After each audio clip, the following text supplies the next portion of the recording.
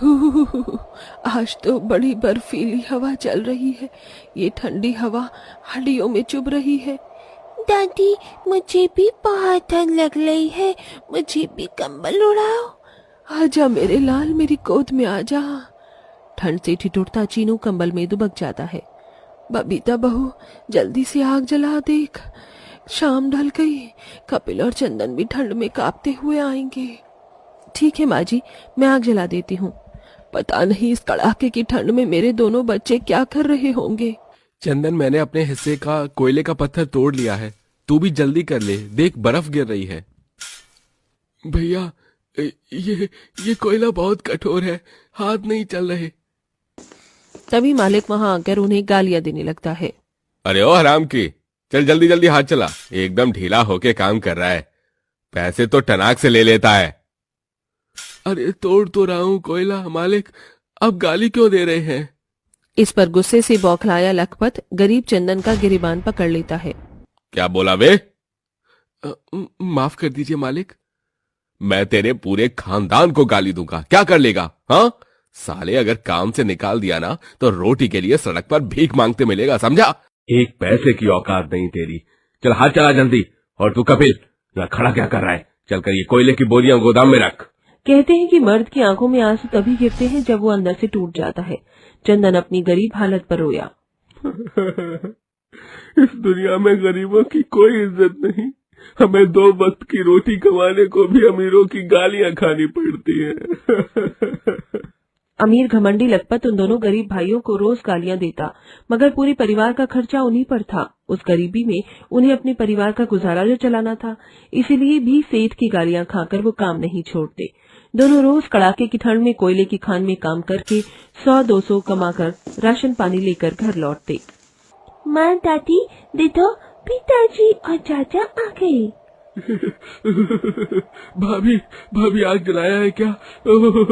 अरे बड़ी ठंड लग रही है। 8 लोगों के उस गरीब परिवार के पास रहने को एक पुराना कमरा और ओढ़ने को एक दुबला पतला कंबल था, जिसमें उन सभी की ठंड कांपते ठिठुरते हुए गुजरती थी। चाची, जल्दी से बिस्तर लगा दो। हाँ किट्टू, बस अभी लगाती हूँ। फिर पूरा परिवार एक ही कंबल में दुबक जाता है। वो कंबल काफी साल पुराना था, जो कि एकदम पतला हो चुका था और फट भी चुका था। अरे भाग्यवान, देखो गुंजन बहू के पास कंबल नहीं है। अजी, एक कंबल में हमारा पूरा परिवार पहले ही कहाँ आता था। गुंजन बहू हमारे घर में नई ब्याह कर आई है, उस बेचारी को ठंड में ठिठुरते देख शर्म सी आ रही है। बहू मुझे माफ कर दे, अगर तू किसी अमीर के घर में ब्याह कर जाती तो तेरी सास तेरे लिए मोटा गद्दा, रजाई, तोशक भरवा कर देती। ठंड के मारे बेचारी नई नवेली बहू की आंखों में आंसू भर आते हैं। वो हिम्मत दिखाकर बोलती है, माँ जी, विदाई के वक्त बाबूजी ने कहा था कि ब्याह के बाद लड़की का अपना घर उसका ससुराल होता है। मैं ठीक हूँ। काफी देर बाद सभी सो जाते हैं। आधी रात ठंड इतनी ज्यादा पड़ने लगती है कि ठंड में बिना कंबल के कांपती हुई गुंजन जमीन पर बिछी गंदी बोरी ओढ़ लेती है। ये ठंड तो शरीर का खून जमा रही है। वहीं दूसरी तरफ नींद में सो रही गरीब ससुराल वालों के कंबल को छीना छीनी होने लगती है, जिसमें कि कंबल बीच में से फट जाता है और ठंड से सभी के सभी उठ जाते हैं। माँ, कंबल उड़ा दो ना, ठंड लग रही है। कंबल फट गया चीनू बेटा। हे राम, ये क्या हो गया? इस कड़ाके की सर्दी में सहारे के लिए बस यही इकलौता कंबल था, अब ये भी ढह गया। जाड़े के 2-3 महीने बाकी है, कैसे बीतेगा ये समय अब बिना कंबल के कि हम गरीबों की ठंड। उस कड़ाके की ठंड में कांपते हुए पूरा परिवार एक दूसरे का मुंह देखे जा रहा था। जैसे तैसे सुबह हुई, मगर सर्दी के चलते सत्य और हरिनाथ का हाथ पांव एकदम सूज गया। दर्द ने हरिनाथ को बिस्तर पर पटक दिया। हे राम, हाथ पैरों में तो जरा भी जान नहीं मिल रही। हे जी, क्या हो रहा है तुम्हें? कपिल, कुछ कर बेटा। बबीता, गुंजन, जल्दी से आग जलाओ। चलो गुंजन, आग जलाते हैं। दीदी, लकड़ियां तो खत्म हो गई है। ये ठंड तो हम बूढ़े को पहले ही जगड़ती है। बेटा, लगता है मेरी मिट्टी उठने का वक्त आ गया है। नहीं, ऐसा मत कहिए बाबूजी, आप हमारे परिवार की नींव है, आपको कुछ नहीं होगा। मैं जंगल से लकड़ी काट कर लाता हूँ। चंदन आंसू पहुंचता हुआ जंगल जाता है। उस रोज एकदम कड़ी ठंड थी। सूरज ने भी अपना चेहरा तक नहीं दिखाया। चारों तरफ बर्फ गिर रही थी। बढ़ती हुई ठंड बूढ़े हरिनाथ और सत्या को निगलती जा रही थी। जी, बाबूजी की हालत तो बिगड़ती ही जा रही है। मंदा काकी के घर में हीटर है ना, थोड़ी देर के लिए मांग कर ले आइए ना। हाँ, मैं लाती हूँ। बबीता पड़ोसन के घर में जाती है, जहाँ वो हीटर के आगे बैठी मूंगफली खा रही थी। ओए होए, ठंड में हीटर के आगे बैठकर हाथ सेकते हुए मूंगफली खाने का मजा ही अलग है। बबीता रोते हुए हीटर मांगती है। मंदा काकी, थोड़ी देर के लिए अपना हीटर दिखा दीजिए, बाबूजी की तबीयत बहुत खराब है। मैं तुझे अपना हीटर क्यों दूं? वैसे भी बिना हीटर के ठंड में मेरा गुजारा नहीं चलता। जा यहाँ से।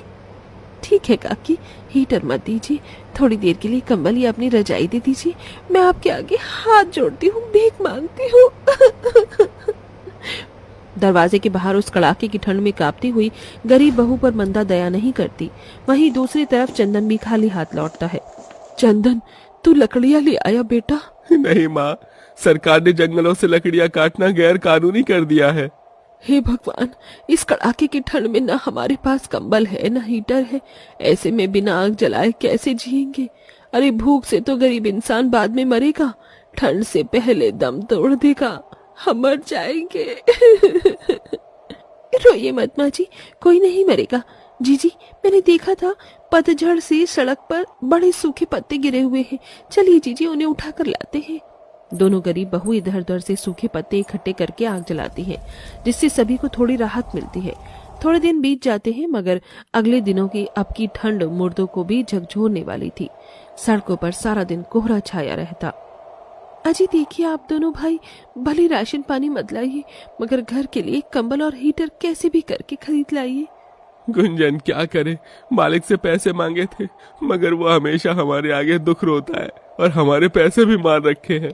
आप दोनों भगवान का नाम लेकर जाइए, मैं और जीजी प्रार्थना करेंगे। देखना आज मालिक आपको पैसे दे देगा।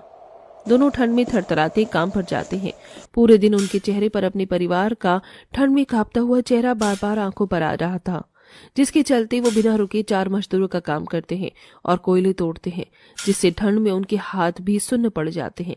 और शाम मजदूरी के पैसे लेने के लिए वो दोनों भाई सभी गरीब मजदूरों के साथ लाइन में लग जाते हैं। तभी उनकी भी बारी आती है और लखपत उन्हें कंबल देता है। कपिल, चंदन, ये लो, और 2 कंबल तुम भाइयों के हैं, मेरी तरफ से नए साल का इनाम। कंबल देखकर उनकी आंखों में से आंसू गिर ही जाते हैं। देख चंदन, कंबल मिल गया, शुक्रिया मालिक। इस कंबल की हमें बड़ी जरूरत थी। इसकी कीमत इस वक्त में हम गरीबों से ज्यादा कोई नहीं जानता। उसके बाद दोनों कंबल लेकर अपनी दिहाड़ी के पैसों के साथ घर लौटने लगते हैं। तभी उन्हें एक दुकान दिखती है, जहां ठंड का बम्पर सेल चल रहा होता है, जहां से वो अपने परिवार के लिए एक हीटर भी खरीद कर घर ले आते हैं। कंबल और हीटर देखकर उस गरीब परिवार की खुशियों का ठिकाना नहीं रहता। माँ, बाबूजी, देखिए, हम कंबल और हीटर ले आए। पिताजी, पता है ये हीटर मेरे छाप दोस्तों के घर में थे, अब हमारे पास भी आ गया, इसे चलाइए ना। फिर कपिल हीटर चलाता, जिससे कि उस गरीब परिवार का वो टूटा फूटा घर भी एकदम गर्म हो जाता है। अरे वाह पिताजी, ये हीटर तो कितना गर्म करता है, जरा भी ठंड नहीं लग रही। अजी देखिए, हमारे बेटे हीटर और कंबल ले आए हैं। अब सर्दियों में हम बूढ़े बुढ़िया का हाथ पाँव नहीं सूजेगा। माँ, हम एक और चीज लाए हैं सभी के लिए, मूंगफली।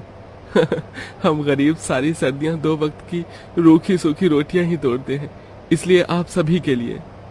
चाचा, इससे नहीं, आज हम भी अमीरों की तरह इस मोटे गर्म कंबल में बैठकर मजे से हीटर की आग सेक के मूंगफली खाएंगे।